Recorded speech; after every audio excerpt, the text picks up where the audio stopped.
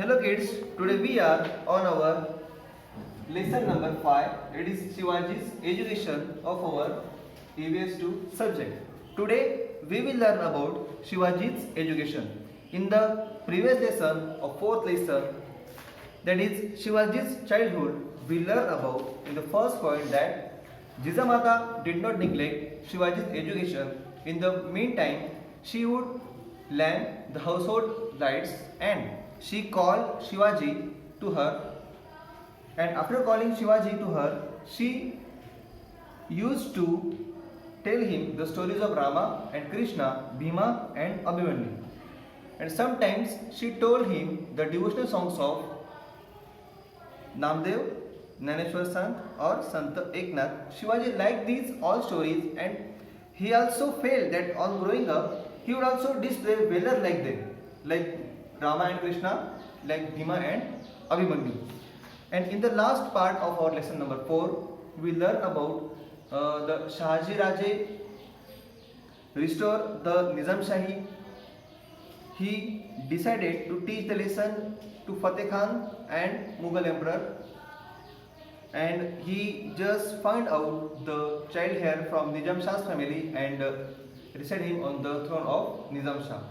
But later on, he could not defeat Mughal Emperor and Adil Shah.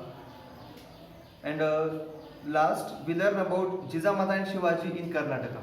जब जिजामाता और शिवाजी दोनों कर्नाटका में चले जाते हैं और वहाँ पर शिवाजी से एजुकेशन स्टार्ट होता है।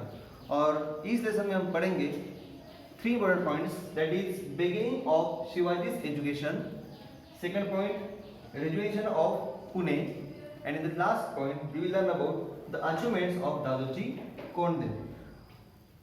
Okay, so let's start.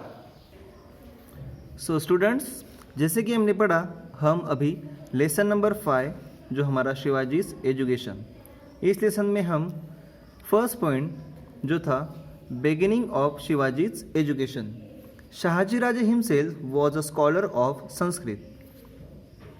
In the Bangalore court, he had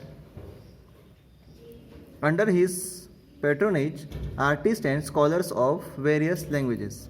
He appointed intelligent teachers for Shivaji. Shivaji's education began when he became 7 years old. Soon, Shivaji became skilled in the art of reading and writing. He began to read the stories from Ramayana, Mahabharata, and Bhagavad. On his own, he taught him warfare. Shahaji Raje had appointed some teachers. They began to teach Shivaji to ride a horse, to wrestle, to use swords and danpatta. Thus, at the age of 12, Shivaji became acquainted with different branches of learning and arts. देखो बच्चों, जैसे ही शिवाजी का education start हुआ और शाहजी राजे जो थे, शाहजी राजे खुद भी संस्कृत के बहुत बड़े स्कॉलर थे. उन्हें संस्कृत लैंग्वेज बहुत अच्छी तरीके से बोलने आती थी और उन्होंने अपने कोर्ट में बहुत सारे टीचर्स अपॉइंट किए शिवाजी महाराज के एजुकेशन के लिए. और उन्होंने शिवाजी महाराज को रामायण, महाभारत एंड भागवत ये उन्होंने खुद से ही पढ़ाना स्टार्ट किया और शिवाजी महाराज के लिए बहुत सारे स्किलफुल टीचर्स अपॉइंट किए. और शिवाजी महाराज भी इतने क्लेवर थे और स्किलफुल थे कि जल्दी ही वो सारे स्किल्स सीख गए और जल्दी ही शाहजी राजे ने उन्हें घोड़ा चलाना, रेसल करना, तलवार कैसे यूज़ करते हैं वो सिखाया और डांड पट्टा चलाना सिखा दिया. Soon, Adil Shah sent Shahaji Raje on an expedition to conquer the states of the Nayakas, local chiefs in Karnataka. Before setting out upon the expedition, Shahaji Raje sent Shivaji and Jijabai to Pune. With them, he sent elephants, horses, and infantry, a treasury, a flag, as also trusted ministers, brave generals, and renowned teachers. Adil Shah ने जल्द ही शाहजी राजे को एक नया state conquer करने के लिए भेज दिया जो नायक्स का था कर्नाटक में। तो शहाजी राजे जैसे ही जाने लगे उन्होंने जिजामाता को और शिवाजी महाराज को फिर से पुणे भेज दिया, और इस बार उन्होंने शिवाजी महाराज और जिजामाता के साथ में पुणे में बहुत सारे एलिफेंट्स, हॉर्सेस, एक बहुत बड़ी फौज, बहुत सारा खजाना, स्वराज का एक झंडा और कुछ ट्रस्टेड जो उनके भरोसे के जो मिनिस्टर्स थे और जनरल्स जो युद्ध कौशल में माहिर होते हैं उन्होंने जिजामाता और शिवाजी महाराज के साथ में भेज दिया। नाउ और second point, rejuvenation of Pune. Jijabai and Shivaji return to Pune. Shivaji remembered his childhood days which he had spent on Shivneri. He could see the lofty peaks of the Sahyadri again and he became very happy. Pune at that time was not such a big city. Rejuvenation of Pune मतलब पुणे का फिर से एक city के तौर पर बनाना। जीजाबाई और शिवाजी जैसे ही पुणे लौटे तो शिवाजी को अपने जो चाइल्डहुड डेज थे जो उन्होंने शिवनेरी फोर्ट पर बिताए थे वो याद आ गए। Here in this picture you can see Shahaji Raje and Shivaji and some generals and some sardars are teaching Shivaji Maharaj some skills. तो जैसे ही शिवाजी महाराज फिर से पुणे आए तो उन्होंने अपने चाइल्डहुड डेज उन्हें अपने याद आ गए और उन्होंने सह्याद्री की पीक्स जो ऊंचाई थी वो फिर से देखी और वो खुश हो गए। पुणे उस समय बहुत बड़ी सिटी नहीं थी। It was totally devastated by Shahaji Raje's enemy और सारे पुणे सिटी में शाहजी राजे के बहुत सारे एनिमी भी। Properties were damage, houses were demolished, temples had collapsed, the frighten people had fled from their villages, fields had become barren, thick forest had grown, wolves roam in the countryside. Pune thus was totally in shapes and ruins. देखो बच्चों, जैसे ही शिवाजी महाराज और जिजामाता पुणे लौट आए उन्होंने Pune city की हालत देखी और उन्हें पता चला कि यहाँ पे जो टेम्पल्स थे, जो मंदिर थे, वो सारे मुग़लों ने और आदिल शाह के सरदारों ने, सुल्तानों ने गिरा दिए थे। जो मराठा सरदार की जो प्रॉपर्टी थी वो डैमेज हो चुकी थी, बहुत सारे घर जला दिए गए थे। आदिल शाह सुल्तान के लोग और मुग़ल एम्परर और मुग़ल के जो सोल्जर्स होते थे वो आते थे और विलेजर्स, फार्मर्स के जो फील्ड्स होते थे, जो खेत होते थे, वो खेत जलाकर वो चले जाते थे और उन्हें लूट के भी चले जाते थे। और पुणे सिटी में जंगल्स बढ़ गए थे और वहाँ रहने वाले लोगों को उल्स जो भेड़िए और जंगली जो जानवर थे उनकी भी समस्या उनके लिए तैयार हो गई थी। When the people living around came to know that Jijamata had returned to Pune with Shivaji, they took heart. Jijabai called all of them and reassured them that they would be safe in Pune. People started settling in Pune, cultivating their lands. Jijabai had the dilapidated temples repaired. In the temples, worship began morning and evening. The towns were again throbbing with people. Thus, Pune was totally transformed. जैसे ही Pune city के लोगों को पता चला कि जिजामाता और शिवाजी महाराज फिर से लौट आए हैं तो वो जिजामाता और शिवाजी को मिलने के लिए लोग आने लगे। जिजामाता ने उन्हें भरोसा दिलाया कि वो जल्द ही पुणे सिटी में कुछ चेंजेस करेंगे ही करेंगे और लोगों ने वहाँ पर आकर सेटल होना स्टार्ट किया। लोगों ने खेती करना स्टार्ट किया, अपने जो धान्य और अपने जो ग्रेन्स की जो खेती थी वो भी उन्होंने कल्टिवेटिंग करना स्टार्ट कर दिया।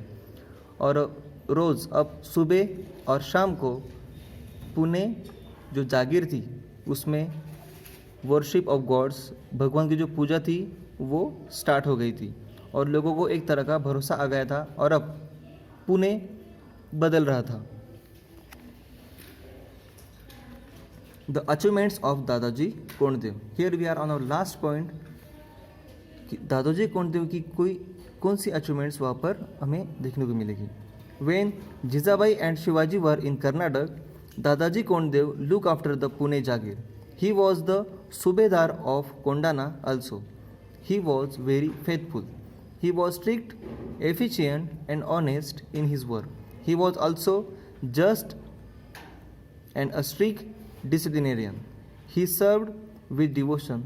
At about this time, a big Vada or residence was built in Pune by the order of Shahaji Raje. जब जिजामाता और शिवाजी महाराज पुणे में नहीं थे तब पुणे जागीर को दादोजी कोंडदेव, जो शाहजी राजे के भरोसेमंद सरदार थे, वो पुणे जागीर को देख रहे थे.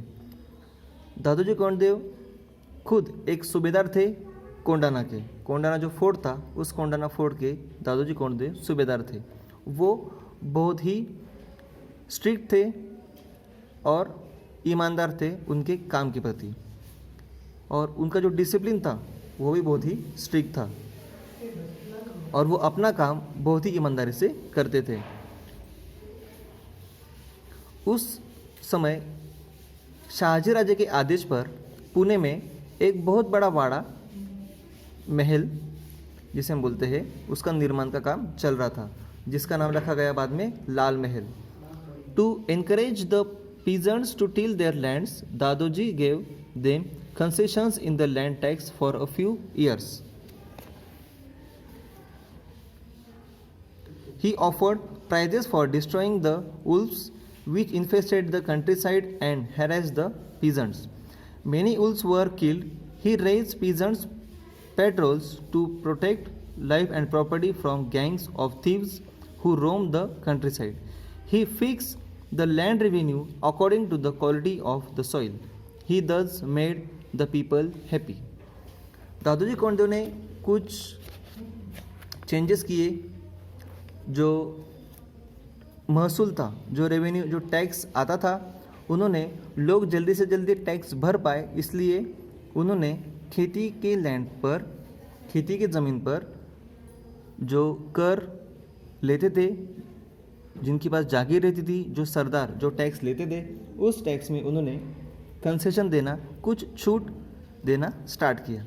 एंड लेटर ऑन उन्होंने कुछ ऐसी स्कीम्स लाई, जैसे उन्होंने कुछ प्राइजेस डिसाइडेड किए कि जंगल्स में जो लोगों को, उनके जो फार्म्स होते थे, फार्मिंग करने के लिए लोग डरते थे क्योंकि वहाँ पे भेड़िया और जंगली जानवर ज़्यादा होते थे.